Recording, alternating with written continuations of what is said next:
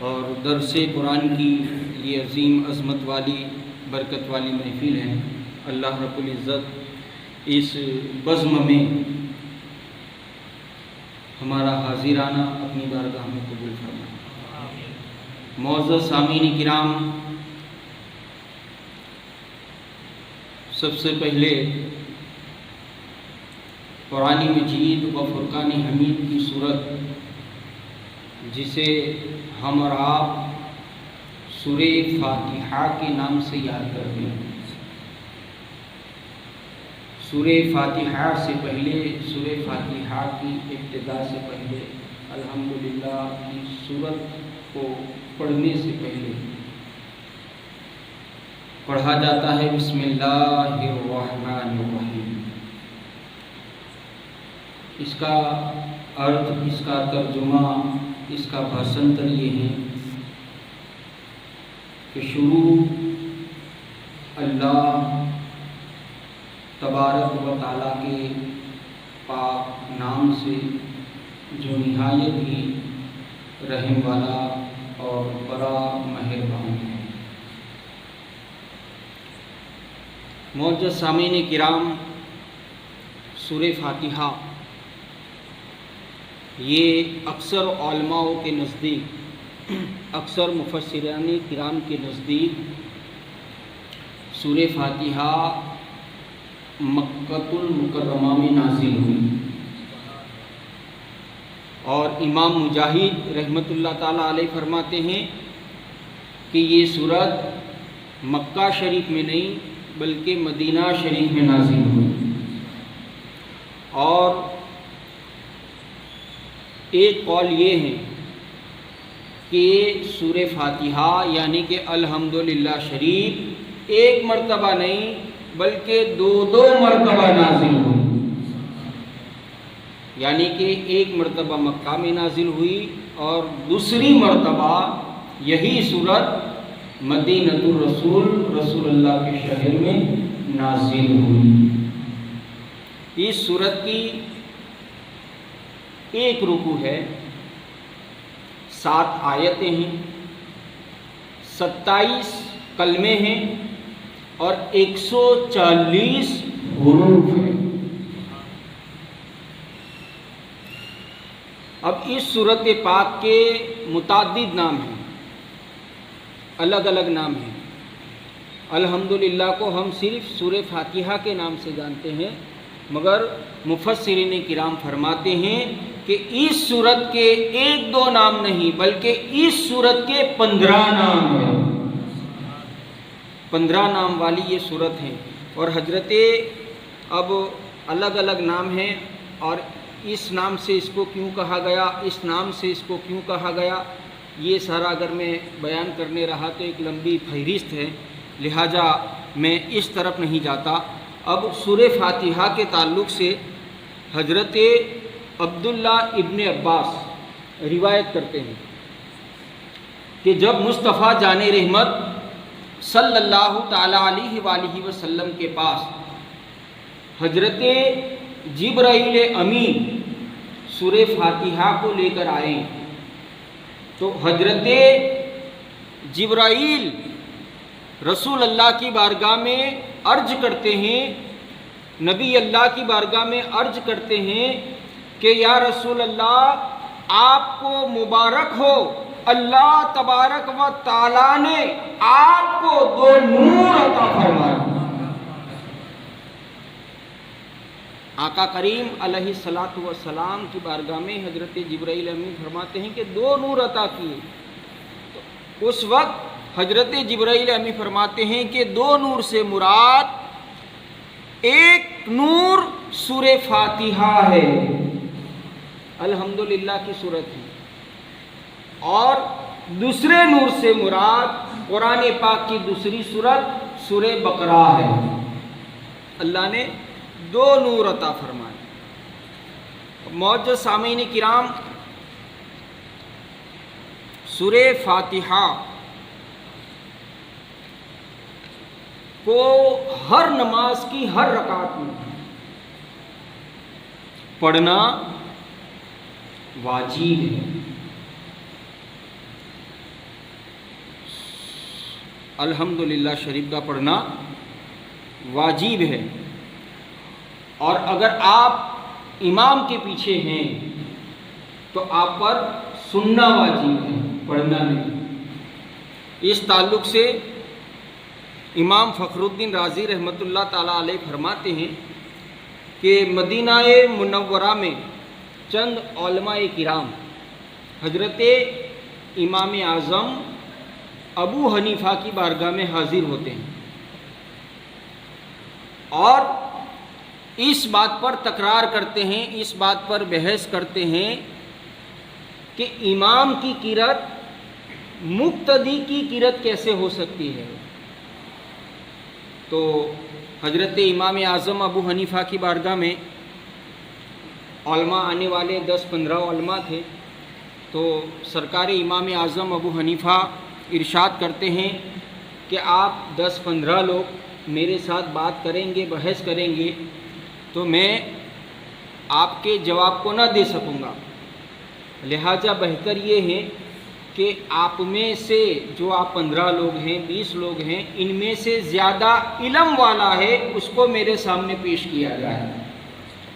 تو مدینۃ الرسول کے جتنے علماء کرام تھے، سارے علماؤں نے ان سب میں سب سے زیادہ علم والا تھا اسے آگے کیا۔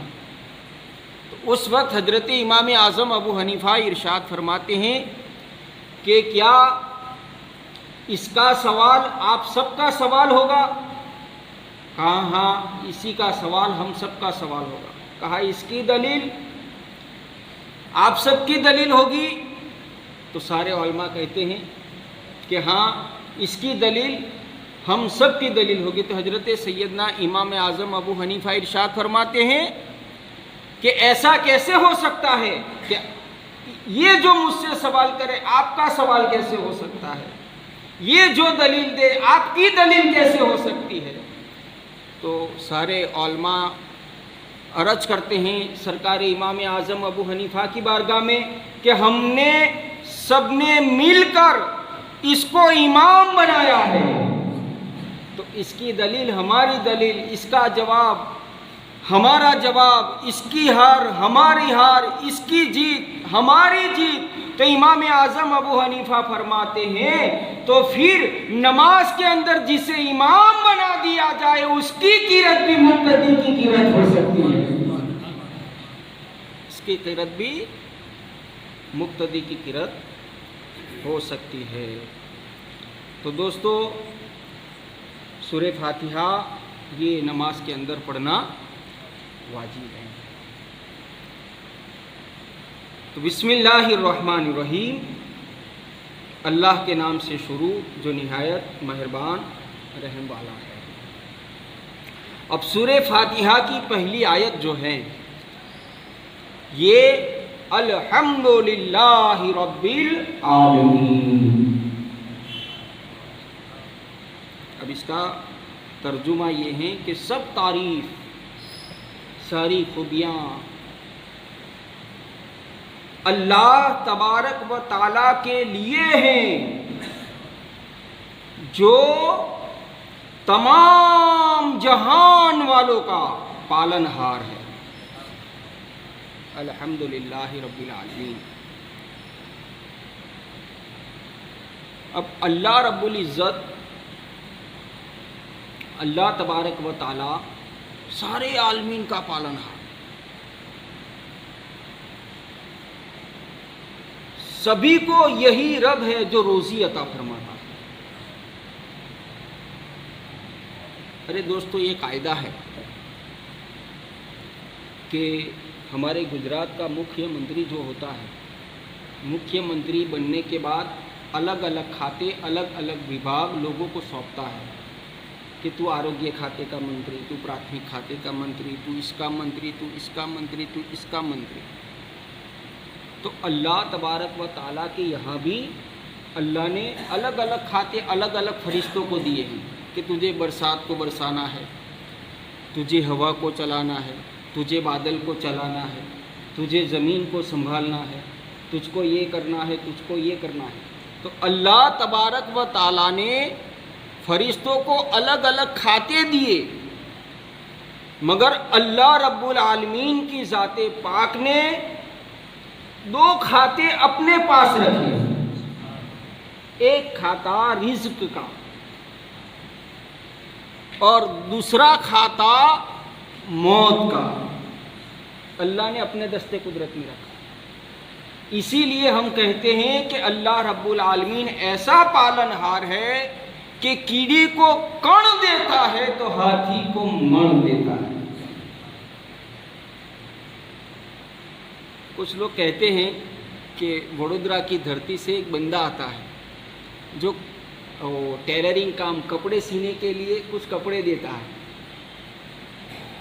تو وہ یوں کہتا ہے کہ نماز پڑھو نماز پڑھو نماز پڑھو، نماز کی بہت تبلیغ کرتا ہے، نماز کی دعوت دیتا ہے، مگر وہ کام دینے سے پہلے یہ پوچھتا ہے، جس عورت کو بھی وہ کام دیتا ہے تو پوچھتا ہے تو نماز پڑھتی ہے؟ تو وہ عورت کہتی کہ ہاں میں نماز پڑھتی ہوں، تب اس کو کام دیتا ہے۔ کہتے ہیں نماز نہیں پڑھتی تو اس کو کام نہیں دیتا۔ تو گویا کہ اللہ نے اگر جو روزی کا کھاتا دوسرے کے ہاتھ میں رکھا ہوتا تو کتنے لوگ بھوکے مرتا، مگر یہ اللہ رب العالمین ہے۔ اور اللہ تو کتنا مہربان، کتنا کرم والا، کتنا رحم والا ہے۔ تم نماز پڑھو، تم تو الگ بات ہے کہ ہم اور آپ مسلمان ہیں، ہم ایمان والے ہیں، مگر اللہ رب العالمین کی شان کہ اللہ تو سارے مذہب کے انسانوں کا پالن ہار ہے۔ ایسا نہیں کہ صرف مسلمان ہے تو روزی دیتا ہے، نماز پڑھتا ہے تو روزی دیتا ہے، ایسا نہیں۔ ارے ایک دن ایسا ہوا کہ حضرت ابراہیم علیہ السلام کی یہ عادت تھی کہ جب آپ دسترخوان بچھاتے تو ہمیشہ مہمان کا انتظار کرتے تھے، جب تک مہمان نہیں آتا تھا آپ کھانا نہیں کھاتے تھے۔ کبھی کبھی ایسا بھی ہوتا کوئی مہمان نہیں آتا تو میرلے کے بچوں کو اپنے دسترخوان پر بٹھا دیتے۔ ایک دن حضرت ابراہیم علیہ السلام نکلے، ایسے گزرے تو آپ کو ایک مسافر ملا تو حضرت ابراہیم علیہ السلام ارشاد کرتے ہیں کہ چل تو آج میرا مہمان، میرے گھر تیری دعوت ہے۔ تو بڑی عزت و عظمت کے ساتھ اس کو اپنے دسترخوان پر بٹھایا۔ جب دسترخوان پر بٹھایا، دسترخوان تیار ہو گیا تو حضرت ابراہیم علیہ السلام ارشاد فرماتے ہیں، حکم دیتے ہیں کہ چل اللہ کے نام سے شروع کر۔ تو وہ جو تھا وہ مسلمان نہیں تھا، تو وہ کہتا ہے کہ میں اللہ کا نام کیوں لوں، میں تو اللہ کو مانتا ہی نہیں۔ تو حضرت ابراہیم علیہ السلام کو جلال آ جاتا ہے، کہتا ہے اٹھ جا، میرے دسترخوان سے کھڑا ہو جا، نکل جا۔ حضرت ابراہیم علیہ السلام کا بس یہ کہنا تھا کہ ہاتھی پہ غیبی سے آواز آتی ہے، ابراہیم جا اس بندے کو پھر سے دسترخوان پر بٹھا اور کھانا کھلاؤ۔ تو حضرت ابراہیم علیہ السلام بارگاہ خداوندی میں عرض کرتے ہیں کہ باری تعالیٰ یہ تیرے نام سے نہیں کھاتا۔ تو اللہ رب العالمین ارشاد فرماتا ہے، اے ابراہیم وہ بندے کو کتنے برس ہوئے ہوں گے تیرے حساب سے؟ تو کہا کہ یہ جو آنے والا تھا 60-65 برس کا تھا۔ تو اس وقت اللہ رب العالمین حضرت ابراہیم سے ارشاد فرماتا ہے کیا ابراہیم میں نے تو جس دن سے اسے پیدا کیا ہے اس دن سے لے کر میں آج تک اس کو روزی دیتا رہا ہوں، میں ہی اس کا پیٹ بھرتا رہا ہوں، تجھے یہ حق نہیں ہے، رائٹ نہیں ہے کہ تو اس کا دھرم پوچھے اور کھانا کھلا۔ الحمدللہ رب العالمین، ساری کی ساری تعریف اللہ تبارک و تعالیٰ کے لیے ہے، اور میرا رب سارے جہان کا پالن ہار ہے۔ اللہ رب العزت ہم سب کو درس قرآن میں آنے کی توفیق و رفیق عطا فرمائے، اور انشاءاللہ کل ہم بیان کریں گے الرحمن الرحیم، اور انشاءاللہ اللہ تعالیٰ کی تعریف، اللہ تعالیٰ کی حمد جب ہم بیان کرتے ہیں تو حدیث 1-2 حدیث شریف آپ حضرات کے کانوں تک پہنچاؤں گا۔ اور اس کے بعد الرحمن الرحیم کی اختصاراً مختصراً جیسے آج تفسیر کی گئی ایسے ہی انشاءاللہ بیان کرنے کی کوشش کروں گا۔ آپ تمامی حضرات کل بھی عشاء کے اندر حاضر باش رہیں اور نماز میں بھی حاضری دینے کی کوشش فرمائیں۔ اللہ رب العزت ہم سب کو اچھی سمجھ اور قرآن کو پڑھنے اور سمجھنے کی توفیق عطا فرمائیں۔ السلام علیکم ورحمۃ اللہ۔